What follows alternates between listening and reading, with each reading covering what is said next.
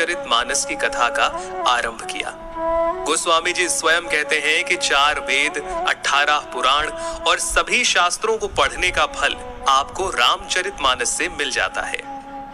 राम जी की कथा सबसे पहले शिव जी माता पार्वती को सुनाते हैं। रामचरितमानस के बालकांड में आपको बहुत सारी कथाएं मिल जाएंगी, जैसे सती माता का भ्रम और उनके द्वारा राम जी की परीक्षा, शिव जी द्वारा सती माता का त्यागा जाना, सती माता का दक्ष यज्ञ में जाना और पति के अपमान से दुखी होकर योगाग्नि से देह त्यागना, और फिर पार्वती जी का जन्म और शिव विवाह। परंतु राम जी के अवतार लेने के 2 मुख्य कारण रामचरितमानस में आप जान पाएंगे। पहला, मनु और शत्रुपा का 10,000 वर्षों तक का कठिन तप, जहां वो प्रभु से कहते हैं कि हमें आप जैसा पुत्र प्राप्त हो, जिसके उत्तर में करुणा निधान भगवान कहते हैं, ऐसा ही हो हे राजन, मैं अपना सामान कहां जाकर खोजूं? अतः स्वयं ही आकर तुम्हारा पुत्र बनूंगा। और दूसरा कारण नारद मुनि का भगवान विष्णु को दिया गया श्राप। तुमने मुझे ठगा है, अतः अपने किए का फल अवश्य पाओगे। तुमने हमारा रूप बंदर सा बना दिया, अब बंदर ही तुम्हारी सहायता करेंगे।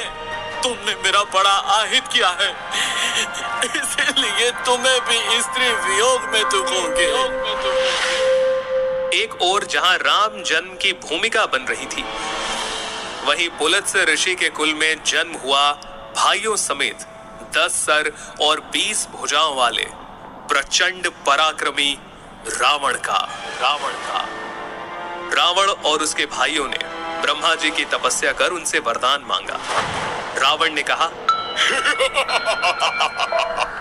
हे जगदीश्वर, वानर और मानव, इन 2 जातियों को छोड़कर हम किसी के मारे ना मरे।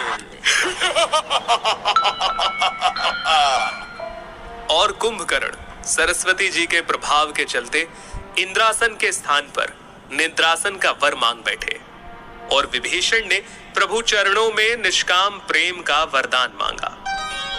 चलिए आगे बढ़ते हैं और आते हैं राजा दशरथ पर, जिन्हें ग्लानि थी कि उन्हें कोई पुत्र नहीं था। गुरु वशिष्ठ के कहे अनुसार महाराज दशरथ ने ऋषि श्रृंगी को बुलाकर पुत्र कामेष्ठी यज्ञ किया, जहां अग्निदेव स्वयं हाथ में चरु यानी कि खीर लिए प्रकट हुए, और इस खीर के प्रभाव से तीनों रानियां यानी माता कौशल्या, माता कैकेयी और माता सुमित्रा गर्भवती हुईं, और चैत्र मास के शुक्ल पक्ष की 9वीं तिथि को दोपहर के समय प्रभु श्री राम का प्राकट्य हुआ। 9वीं तिथि मधुमास पुनीता,